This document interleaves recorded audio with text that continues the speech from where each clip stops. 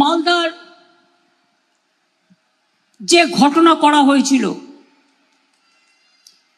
যাদের অ্যাটাক করা হয়েছিল,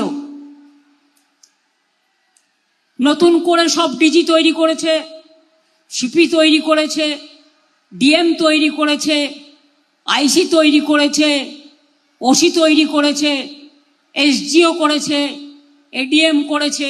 আমি জানি তারা সবাই বাংলার লোক, বাংলাকে সমর্থন দেবে, এটা আমি বিশ্বাস করি। বিজেপির কথায় কান না দিয়ে মানুষের সঙ্গে কাজ করবেন। আমাকে সমর্থন করার দরকার নেই। মানুষ যাতে শান্তিপূর্ণভাবে ভোট করতে পারে, দাঙ্গা যাতে না হয়, মানি লন্ডারিং যাতে না হয়, আর্মস যাতে না ঢোকে, ড্রাগস যাতে না ঢোকে। দেখে রাখবেন, আমার হাত থেকে সবকিছু কেড়ে নেওয়া হয়েছে তার কারণ কিছুদিনের জন্য, তারপর আমরা আবার আসব, তারপর সেগুলো বিচার হবে। কিন্তু মালদার মোথাবাড়িতে যে ঘটনা ঘটেছে, যে করেছে তাকে হাতে নাতে কে ধরেছে জানেন? আমাদের সিআইডি, অর্থাৎ লোকাল পুলিশ নয়। বাগডোগরা দিয়ে পালাচ্ছিল, মুম্বাই থেকে এসছিল। মুম্বাই থেকে বিজেপি ধার করে ওই মিমকে নিয়ে এসছে। আইএসএফ ওদের সাথে, কংগ্রেসেরও উস্কানি আছে আর বিজেপিরও উস্কানি আছে।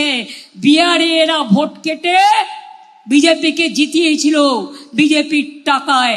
আর কালকেও যে দাঙ্গা করেছিল পরশুদিন, সেটাও এরাই করেছিল।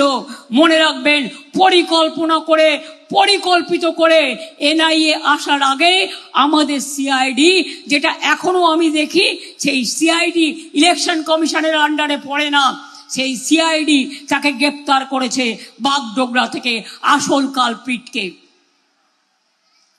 বাংলার বদনাম করা, বাংলাকে অসম্মান করা, এই সুযোগে সংখ্যালঘুদের খেপিয়ে দিয়ে তাদের উপর এনআইএ দিয়ে, সিবিআই দিয়ে, ইডি দিয়ে অত্যাচার করা।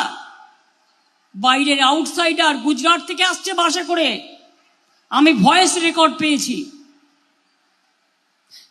কেন আমাদের সবাইকে চেঞ্জ করেছি জানেন? যাতে কেউ আটকাতে না পারে বর্ডারে। ওরা টাকা নিয়ে আসবে, সিআরপিএফ এর গাড়ি করে টাকা আসছে। আর কোথায় কোথায় যাচ্ছে আমি জানি, আমার কাছে রেকর্ড আছে, আমি টাইমলি এক্সপোজ করব।